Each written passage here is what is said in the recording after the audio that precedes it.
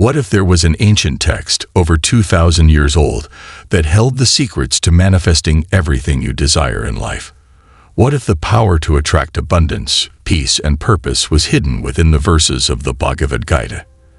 It may sound surprising, but this revered spiritual classic has been guiding seekers toward achieving both material success and inner fulfillment for millennia.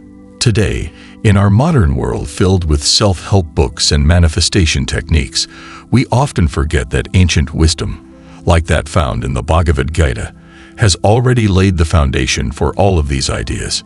In this video, we'll explore the timeless wisdom of the Bhagavad Gita and reveal how its teachings can unlock the art of manifestation in your everyday life. You'll learn how to harness the same spiritual principles that enlightened beings have used for centuries to bring their desires into reality. And the best part, you don't need to be a sage or a scholar to apply these teachings. Whether you're striving for success, seeking inner peace, or wanting to manifest a life filled with love and purpose, the secrets from the Gita can guide you. We'll break down the key principles from this sacred text that will help you create the reality you want while aligning with your higher self. You might be familiar with concepts like the law of attraction or visualization, but how do these modern-day practices align with the deep spiritual wisdom found in the Gita? More importantly, what does it teach us about the connection between our thoughts, actions, and the universe? The Bhagavad Gita, often called the Gita for short, is a 700-verse Hindu scripture that's part of the Indian epic, the Mahabharata. It's set on a battlefield, where the warrior Prince Arjuna is faced with a moral dilemma about whether to go to war against his own family. In this moment of crisis, Lord Krishna, his charioteer, reveals profound truths about life, duty, and the nature of the self. While the setting might seem distant from our everyday lives, the lessons are universal. Krishna's teachings go beyond philosophy. They provide a practical guide for living in alignment with our higher purpose. At the heart of these teachings lies the concept of manifestation, how we can consciously create the life we want, not just through wishful thinking, but through understanding our desires, our faith, and our actions. But here's the key. The Gita emphasizes the importance of manifesting without attachment. This paradox of desiring something deeply while being detached from the outcome is one of the most powerful manifestation tools, and it's one we'll explore in depth. So how does the Bhagavad Gita approach the idea of desire, faith, action, and detachment? And how can these teachings help you manifest your deepest goals? Let's dive into the first core principle. 1. The nature of desire and detachment. Introduction to desire. The Bhagavad Gita offers profound insights into the nature of desire and its role in shaping our reality.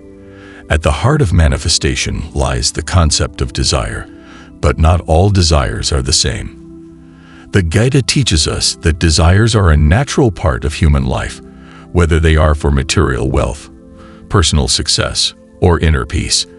However, what separates ordinary desires from those that can lead to spiritual fulfillment is how we relate to them. In modern manifestation teachings, we often hear about the power of focusing on what you want in life, visualizing it, feeling as though it's already yours, and attracting it through positive energy. But Krishna, in the Bhagavad Gita, brings a deeper layer to this. He explains that while desires are essential for growth, it's the attachment to those desires that can create suffering. This paradoxical concept, that we must desire without attachment, is key to understanding how manifestation works according to the Gita. Desire without attachment. Krishna instructs Arjuna on the battlefield. You have a right to perform your prescribed duties, but you are not entitled to the fruits of your actions. What does this mean? Essentially, it tells us to take action toward our goals without obsessing over the outcome. When we become overly attached to what we want, we invite anxiety, stress, and even fear into the process, emotions that block the very energy needed for manifestation. Detachment does not mean indifference or a lack of desire. It means freeing ourselves from the emotional and mental burden of expectation. When we set a goal and become fixated on the result, we often miss the journey itself, and this leads to a sense of dissatisfaction, even when we achieve what we thought we wanted. Krishna teaches that true freedom and successful manifestation comes when we release our expectations and trust the process. This principle can be challenging in today's world, where success is measured by results. But the Gita offers a different path. Focus on your efforts, take action with full intention, and let go of the need to control the outcome. This allows the universe to align with your desires naturally, without the resistance that attachment often brings. Modern application. Focus on effort, not results. Now, how does this ancient wisdom apply to modern-day manifestation practices? In many manifestation techniques, we are told to be clear about what we want, to visualize it, and to feel as though it has already happened. This is valid, but Krishna's wisdom adds a vital element. Once you've set your intention, you must trust that it will manifest in the way that serves your highest good, even if it doesn't happen exactly as you expect. For instance, think about a time when you wanted something so badly that the fear of not getting it consumed you. Maybe it was a promotion, a relationship, or even financial success. That intense attachment likely created a block, preventing you from fully enjoying the process of working toward your goal. What the Gita teaches is that we must take steps toward our goals, but we must do so with an open heart, allowing whatever outcome to unfold without grasping for control. Detachment, therefore, does not mean giving up on your desires. Instead, it means aligning your actions with your intentions, doing your best, and then releasing the need to micromanage the results. This shift in mindset makes room for the universe to work in ways you might not have imagined. The role of intention and clarity. While the Gita teaches detachment from the outcome, it also emphasizes the importance of setting clear intentions.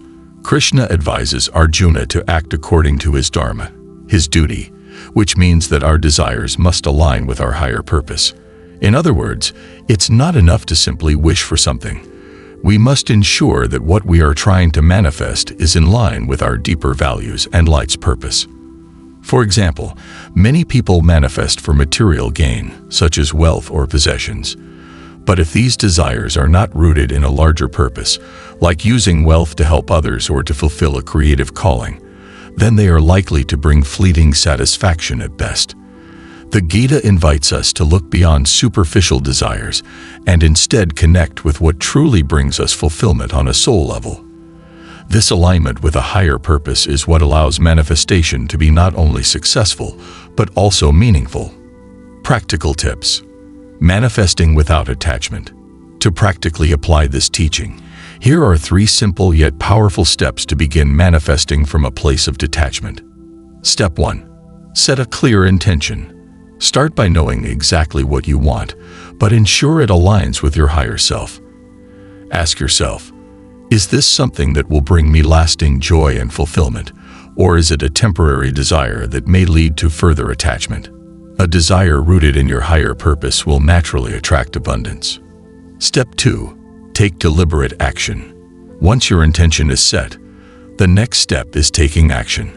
This step is often overlooked in manifestation techniques, but the Gita emphasizes that we must meet the universe halfway by working toward our desires with focus and effort. Manifestation isn't passive. It's about actively creating your reality. Step 3. Release attachment to the outcome. This is the most crucial step. Trust that whatever happens is part of the divine plan, and that you will receive what you need, even if it's not what you initially expected. This trust in the process is the true essence of manifestation as taught in the Gita.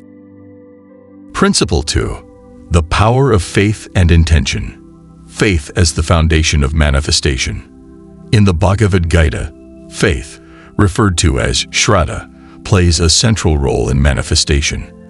According to Krishna's teachings, everything we believe, everything we put our faith in, becomes the foundation for what we experience in life. This concept is strikingly similar to what modern-day manifestation teachings emphasize. What you believe, you receive. But Krishna's message goes deeper. Faith isn't just about believing you'll get what you want. It's about aligning your beliefs with a higher purpose and trusting that the universe, or divine forces, will provide exactly what you need, even if it looks different from what you expected. Faith, in this sense, is not just about optimism or positive thinking. It's a profound trust that regardless of how circumstances unfold, everything is happening in alignment with a greater plan. Krishna's teachings on faith. One of the most powerful verses in the Gita explains this concept. Whatever faith a person has, that they become. Krishna is telling Arjuna that our faith directly shapes who we are, and consequently, the reality we experience. This is one of the core principles of manifestation. The reality you are living in right now is a reflection of what you have believed to be true, about yourself, about the world, and about what is possible. Let's break this down with an example. If someone holds deep-rooted beliefs that they are not deserving of abundance or success, then no matter how hard they try to manifest wealth or happiness, their internal belief system will block it. On the other hand, a person who believes with all their heart that they are worthy of success and abundance will naturally attract those experiences. According to the Gita, this isn't just a psychological phenomenon. It's a spiritual truth. This teaching can revolutionize how we approach manifestation. Instead of focusing solely on external techniques like visualization or affirmations, the Gita asks us to look inward first. What do you truly believe about yourself and the world? Because, as Krishna explains, your life will be a direct manifestation of those beliefs. Setting intentions with clarity. Faith is closely tied to intention in the Gita. Krishna advises Arjuna to set his intentions based on his dharma, his higher purpose. In the context of manifestation, this means that before we set goals or make wishes, we need to ensure that our desires align with our true calling. The Gita emphasizes that intention must come from a place of clarity. Often, we set intentions without fully understanding why we want something. Is it to fill a void? To satisfy societal expectations? Or is it a genuine reflection of our inner truth? The Gita teaches us that intentions based on ego or fear will not lead to fulfillment, even if they do manifest. On the other hand, intentions aligned with our higher purpose will always bring peace, even if the path looks challenging. To set powerful intentions, we must ask ourselves these questions. Why do I want to manifest this? Does it serve my higher purpose, or is it driven by temporary desires or insecurities? How will this manifestation benefit others, not just myself? These reflective questions help us refine our intentions and ensure that what we manifest brings lasting fulfillment. Faith is the bridge between intention and reality. Once we've set our intentions with clarity, faith acts as the bridge between our desires and their manifestation. Without faith, intentions are like seeds that never receive water. They may be planted, but they won't grow. Faith is what nurtures these seeds, allowing them to take root and eventually blossom into reality. But how does faith work in practice? One key aspect is the ability to trust in divine timing. In today's fast-paced world, we often want instant results. We set an intention, visualize it, and expect it to appear immediately. However, the Bhagavad Gita teaches us that everything unfolds in divine timing. When the conditions are right, when the universe aligns with our efforts, and when we are truly ready to receive what we've asked for, Krishna encourages us to have patience and to trust that the universe will deliver what is best for us at the right time, even if it's not according to our personal timeline. Faith means letting go of the need for immediate results and instead trusting that what's coming is meant for your highest good. This is the essence of what Krishna teaches Arjuna on the battlefield. Take action, set your intention, and have unwavering faith that the universe will handle the rest. Practical steps. Building unshakable faith. Building faith isn't always easy, especially when life's circumstances seem to go against what you're trying to manifest. But like any skill, faith can be cultivated. Here are some practical steps to strengthen your faith and align it with your intentions. Daily affirmations. One of the simplest ways to build faith is through daily affirmations. These aren't just positive statements, they are declarations of belief. By repeating affirmations like "I trust the process of life," or "everything is unfolding for my highest good," you begin to rewire your mind to accept faith over fear. Meditation on trust. Take time each day to meditate on the idea of trust. Sit quietly, close your eyes, and visualize surrendering your worries to the universe. Imagine your intentions being carried away by a gentle breeze, knowing that they will return to you when the time is right. This practice helps to release control and develop a deeper faith in the divine plan. Faith in action. The Gita emphasizes that faith is not just a mental or emotional state, it requires action. One way to build faith is to take small steps toward your intention each day, even if you can't see immediate results.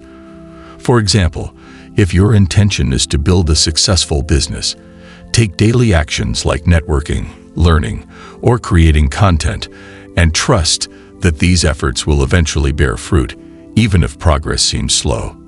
Detachment as a form of faith. The Gita's teaching on detachment goes hand in hand with faith. When we detach from the outcome, it's not because we don't care, it's because we trust that the universe will deliver what is best for us, whether or not it matches our exact expectations. Practice letting go of the how and when and focus instead on trusting the process. As we've explored, faith and intention are inseparable when it comes to manifestation. The Bhagavad Gita teaches us that faith is the fuel that drives our intentions into reality. Without it, we remain stuck in doubt and fear. But with faith aligned with a clear intention rooted in higher purpose, we open ourselves to receive the full abundance of the universe. Principle 3. Karma Yoga and Manifestation Through Action. The essence of Karma Yoga. The Bhagavad Gita presents a powerful concept known as Karma Yoga, the yoga of selfless action.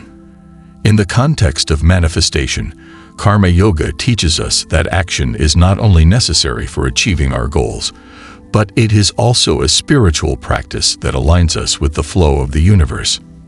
Manifestation isn't just about setting intentions or visualizing your desires. It's also about the actions you take to bring those desires into reality. In fact, Krishna emphasizes to Arjuna that one's duty in life is to act, yet to do so without attachment to the outcome. This is the core of Karma Yoga, engaging in right action without being attached to the fruits of that action. Action versus passivity in manifestation. Modern manifestation practices often focus on thought, what you think, believe, or visualize. While these are crucial components, the Gita reminds us that action is just as important. The universe responds to the energy we put into our efforts. You might have heard the saying, "You can't sit around waiting for things to happen." In the Gita, this concept is emphasized through the principle of Karma Yoga, acting without expectation. Krishna explains to Arjuna that even though we must desire results, we cannot become enslaved to them. Many people feel disheartened when their efforts don't yield immediate rewards, but this is precisely where Karma Yoga offers guidance. If we take action with sincerity and detachment, we align ourselves with the natural flow of the universe, trusting that the outcome will manifest in its time. Think of manifestation like planting a seed. While you can't control how quickly the seed grows, you can ensure it has the right conditions: water, sunlight, soil. Similarly, your actions provide the energy needed for manifestation, but the results depend on forces beyond your control, like timing, opportunity, and unseen energies. Karma Yoga teaches us to act with diligence and intention, while releasing our need for instant gratification. Inspired action versus forced action. One of the key teachings of Karma Yoga is understanding the difference between inspired action and forced action. Inspired action comes from a place of alignment with your higher self, where you feel guided by intuition and clarity. Forced action, on the other hand, comes from a place of fear, desperation, or attachment to the outcome. When we force things to happen, we often create resistance that blocks the very results we're trying to manifest. Krishna advises Arjuna to act, but from a place of inner calm and centeredness. This means that while we take steps toward our goals, We do so from a state of trust rather than anxiety. For example, if you're manifesting a new career opportunity, inspired action could be networking with like-minded people, improving your skills, or applying to positions that genuinely excite you. Forced action, in contrast, might look like applying to any job out of fear, doubting your worth, or feeling frantic because things aren't happening quickly enough. When you take inspired action, it feels almost effortless. The universe seems to support your steps with synchronicities and unexpected opportunities. In contrast, forced action often leads to frustration, burnout, and delays in manifestation. The Gita teaches us that the universe is always working in our favor, but it's our responsibility to ensure our actions align with our higher purpose and remain free from the grip of attachment. The power of service in manifestation. Another vital aspect of karma yoga is service to others. According to Krishna, one of the most powerful forms of action is service, acting selflessly for the benefit of others. This might seem unrelated to personal manifestation at first glance, but the Gita's wisdom shows us that when we act in the service of others, we create a ripple effect that enhances our own lives. Consider this. When you act from a place of selflessness, you generate positive energy that reverberates throughout the universe. The law of karma, cause and effect, teaches that when you give to others, the universe gives back to you in unexpected ways. By focusing on how your actions can benefit those around you, you create space for abundance to flow back to you. This form of manifestation is subtle but incredibly powerful. In practical terms, this could mean offering your skills, talents, or time to help others. If you're manifesting success in your career, for example, consider how you can use your work to uplift others. If you're manifesting financial abundance, think about how you can contribute to those in need, even in small ways. The Gita teaches that the energy we put out into the world will always return to us, often in forms we least expect. Practical steps for karma yoga manifestation. So how can we integrate karma yoga into our manifestation practice? Here are 3 actionable steps you can start incorporating today. Identify inspired action. Take a moment to reflect on your desires and goals. Ask yourself, what actions feel most aligned with your higher purpose? These are the actions that bring you joy, even if they require effort. Whether it's building a business, improving your health, or strengthening relationships, focus on the actions that resonate with your inner self. Release attachment to the outcome. As you take steps toward your goals, practice letting go of the need for immediate results. Every action you take is a seed being planted, but you cannot rush the process. By releasing your attachment to how and when things will manifest, you allow the universe to work in ways that are beyond your control. Trust the timing. Engage in acts of service. Make it a point to include selfless service in your daily life. Whether it's offering help to a friend, volunteering, or simply performing acts of kindness, the energy you generate through service will amplify your manifestations. This is one of the most profound teachings of the Gita.